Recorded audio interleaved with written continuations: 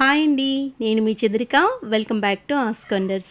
ఈరోజు వీడియోలో టేస్టీగా బోన్లెస్ చికెన్ బిర్యానీని చూపించబోతున్నానండి. చాలా సింపుల్ మెథడ్లో చాలా క్విక్గా చేసుకునే రెసిపీ అనమాట. ఎక్కువ ప్రాసెస్ లేకుండా చాలా తక్కువ టైంలోనే 10-15 నిమిషాల్లోని ఈ బోన్లెస్ బిర్యానీని ఎలా చేసుకోవాలో ఈ వీడియోలో చూద్దామండి. చాలా టేస్టీగా ఉంటుంది, తినే కొద్దీ తినాలనిపిస్తుంది అనమాట, అంత బాగుంటుంది. మరి ఈ బోన్లెస్ బిర్యానీ ఎలా చేసుకోవాలో ఈ వీడియోలో చూద్దామా? మరి దానికోసం ముందుగా ఇక్కడ 1/2 kg వరకు బోన్లెస్ చికెన్ తీసుకోండి. ఎక్కడ కూడా బోన్ లేకుండా చూసుకోండి. ఇప్పుడు దీంట్లోకి 1 టేబుల్ స్పూన్ చిల్లీ పౌడర్, అలాగే 1/2 టీ స్పూన్ వరకు జీరా పౌడర్, అలాగే 1/2 టీ స్పూన్ వరకు ధనియా పౌడర్, మీరు తినే కారం బట్టి కారం వేసుకోండి. ఇప్పుడు దీంట్లోకి 1/2 టీ స్పూన్ పసుపు, అలాగే 1/2 టీ స్పూన్ వరకు గరం మసాలా, అలాగే దీంట్లోకి 1 టేబుల్ స్పూన్ వరకు సాల్ట్ యాడ్ చేసుకోండి. సాల్ట్ కూడా మీరు తినేదాన్ని బట్టే వేసుకోండి. కొద్దిగా కొత్తిమీర, అలాగే కొంచెం అంత పుదీనా, అలాగే దీంట్లోకి 5 లేదా 4 పచ్చిమిరపకాయలు ఇలా నిలువుగా కట్ చేసుకొని వేసుకోండి. దీంట్లోకి ఒక ఉల్లిపాయ సన్నగా తరిగిపెట్టి 1 కప్పు వరకు వేయండి. అలాగే 1 టమాటాని చిన్న ముక్కలుగా కట్ చేసుకొని 1 కప్పు వరకు వేయండి. దీంట్లోకి 2 టేబుల్ స్పూన్ల వరకు పెరుగు వేయండి. 2 టేబుల్ స్పూన్లు పెరుగు వేసిన తర్వాత దీంట్లోకి 3 లేదా 4 టేబుల్ స్పూన్ వరకు ఆయిల్ వేయండి. అలాగే 1 రెమ్మ కరివేపాకు, అలాగే 1/2 లెమన్ చెక్కని ఇలా పిండేసేయండి. పిక్కలు లేకుండా చూసుకొని జ్యూస్ మాత్రమే పిండేసుకోండి. ఇప్పుడు వీటన్నిటినీ కూడా బాగా మిక్స్ చేసుకోవాలి. చికెన్ ముక్కలకి బాగా మసాలా అంతా బాగా పట్టేలాగా బాగా కలుపుకోవాలన్నమాట. ఇలా కలుపుకున్న తర్వాత దీంట్లోకి 1.5 టేబుల్ స్పూన్ వరకు దీంట్లోకి అల్లం వెల్లుల్లిపాయ పేస్ట్ వేయాలండి. నేను చిన్న టేబుల్ స్పూన్తో వేస్తున్నాను, మీరు 1.5 టేబుల్ స్పూను పెద్ద స్పూన్తో వేసుకుంటే సరిపోతుందన్నమాట. వీటన్నిటినీ కూడా బాగా మిక్స్ చేసుకొని ఒక అరగంట పాటైనా సరే ఈ చికెన్ని మ్యాగ్నేట్ చేసుకోవాలి. వేరొక బౌల్ తీసుకొని 1 గ్లాస్ వరకు బాస్మతి రైస్ తీసుకుంటున్నానండి. మీరు ఎక్కువ క్వాంటిటీలో చేయాలి అనుకుంటే రైసు అలాగే చికెను డబల్ క్వాంటిటీలో చేసుకోవచ్చు అనమాట. నేను ఇక్కడ బాస్మతి రైస్ని అయితే యూస్ చేస్తున్నాను అనమాట. మీరు నార్మల్ రైస్తోనైనా దీన్ని చేసుకోవచ్చు. 1 or 2 టైమ్స్ దీన్ని శుభ్రంగా వాష్ చేసుకొని మళ్ళీ తిరిగి నీళ్లు పోసి ఒక ½ అన్ అవర్ అయినా సరే దీన్ని మనం నానబెట్టుకోవాలన్నమాట. రైసు కనీసం 30 నిమిషాలు నానితే కానీ మనకి రైస్ అనేది పొడి పొడిలాడుతూ రాదనమాట. దీన్ని ఒక అరగంట పాటు నానబెట్టేసేయండి. ఇప్పుడు మందంగా ఉండే ప్యాన్ తీసుకొని 1 టేబుల్ స్పూన్ వరకు ఆయిల్ వేయండి.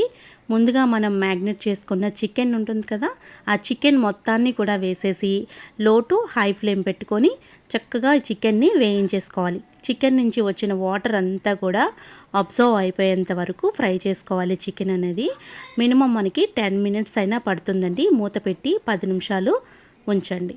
మూత తీసి చూద్దాం. 10 నిమిషాల తర్వాత చూసారా, కొంచెం వాటర్ అనేది మనకి చికెన్ నుంచి వచ్చింది కదా, ఈ వాటర్ కూడా లేకుండా ఫుల్ డ్రై అయిపోయేలాగా ఈ చికెన్ని వేయించేసుకోవాలి.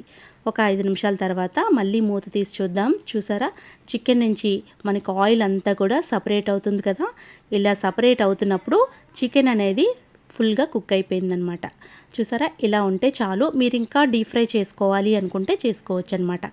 ఇప్పుడు ఈ చికెన్ మొత్తాన్ని ఒక బౌల్లోకి తీసి పక్కన పెట్టేసేయండి. చూసారు కదా, నేను చికెన్ మొత్తాన్ని పక్కన పెట్టేశాను. ఇప్పుడు అదే బాండీలోని ఒక 2 టేబుల్ స్పూన్ల వరకు నెయ్యిని యాడ్ చేసుకోండి. మనం చేసే బిర్యానీ మంచి టేస్ట్ రావడం కోసం ఇక్కడ నేను నెయ్యి యూజ్ చేస్తున్నాను. మీరు కావాలి అనుకుంటే ఆయిల్ వేసుకున్నా పర్వాలేదన్నమాట. ఇప్పుడు నెయ్యి కొంచెం కాగిన తర్వాత ఒక బే లీఫ్ వేసుకోండి, బిర్యానీ ఆకు, అలాగే హోల్ గరం మసాలా, ఇక్కడ జాపత్రి, చెక్క, లవంగ, పువ్వు, అలాగే షాజీరా, వీటన్నిటిని కూడా వేసి దోరగా వేయించండి. కొద్దిగా దినుసులు వేగిన తర్వాత 3 లేదా 4 పచ్చిమిర్చి, అలాగే 1 రెమ్మ కరివేపాకు వేసి దోరగా వేగనివ్వండి. ఇలా వేగిన తర్వాత మనం తీసుకున్న రైస్ క్వాంటిటీకి ఇక్కడ 1 గ్లాసుకి 2 గ్లాసుల వరకు వాటర్ వేస్తున్నాను. వాటర్ వేసిన తర్వాత మీరు కుక్కర్లో చేయాలి అనుకుంటే ఒక అర గ్లాస్ వాటర్ తగ్గించుకొని వేసుకోవచ్చు అనమాట. అలాగే దీంట్లోకి కొంచెం కొత్తిమీర, అలాగే కొద్దిగా కస్తూరి మేతి డ్రై లీవ్స్ ఉంటాయి కదండి, అవి వేసుకోవాలి. ఇక్కడ కూడా మీరు ఉప్పును అడ్జస్ట్ చేసుకొని ఒక 1/2 టీ స్పూన్ వరకు వేసుకోవాలి. మరి రైస్లో ఉప్పు ఉండాలి కాబట్టి కొద్దిగా ఉప్పు వేసుకొని చూసుకోండి. ఇప్పుడు మూత పెట్టి ఒక బాయిల్ రానివ్వండి. ఇలా వాటర్ అంతా కూడా బాయిల్ అవుతున్నప్పుడు ముందుగా మనం నానబెట్టుకున్న రైస్ ఉంటుంది కదా, ఆ రైస్ మొత్తాన్ని కూడా వేసేసేయండి. రైస్ వేసిన తర్వాత మరీ ఎక్కువగా కలపకండి, రైస్ విరిగిపోతుంది కాబట్టి ఒక్కసారి బాగా కలిపేసుకొని మూత పెట్టి ఒక పొంగు రానివ్వాలన్నమాట. అప్పుడు మనం లో ఫ్లేమ్లో పెట్టాలి. ప్రస్తుతానికి మనం హై ఫ్లేమ్లో పెట్టి బాగా కుక్ చేసుకోవాలి. తర్వాత రైస్ కొంచెం దగ్గర పడిన తర్వాత లో ఫ్లేమ్లోని ఒక 10 నిమిషాలు వదిలేస్తే రైస్ అనేది పర్ఫెక్ట్గా ఇలా ఉడికిపోతుంది.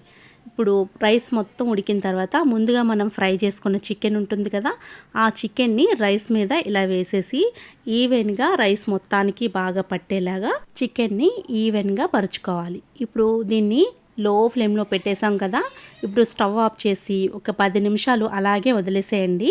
10 నిమిషాల తర్వాత తీసి చూద్దామా. చూసారా, రైస్లోకి మనకి చికెన్ నుంచి వచ్చిందంతా ఫ్లేవర్ అంతా కూడా బాగా దిగి రైస్లోకి బాగా పడుతుందనమాట. అడుగు మందంగా ప్యాన్ పెట్టుకుంటే మనకి రైస్ అనేది పొడిపొడిలాడుతూ వస్తుందన్నమాట. చూసారా, చాలా బాగా వచ్చింది కదా. మీకు బిర్యానీ చేసే టైం ఎక్కువగా లేనప్పుడు ఈ పద్ధతిలో ఒక్కసారి బోన్లెస్ బిర్యానీ చేసి చూడండి. 10-15 నిమిషాల్లోని చాలా ఈజీగా చేసేస్తారనమాట. అంత బాగుంటుంది. ఒకసారి నేను చెప్పిన పద్ధతిలో ఒకసారి చేసి చూడండి, డెఫినెట్గా మీకు నచ్చాల్సిందే అనమాట. వీడియో కనుక నచ్చితే లైక్ చేయండి, షేర్ చేయండి, మీ అమూల్యమైన ఫీడ్బ్యాక్ని కామెంట్ చేయండి. మరిన్ని వీడియోస్ కోసం మా ఛానల్ని సబ్స్క్రైబ్ చేయండి. Thank you for all.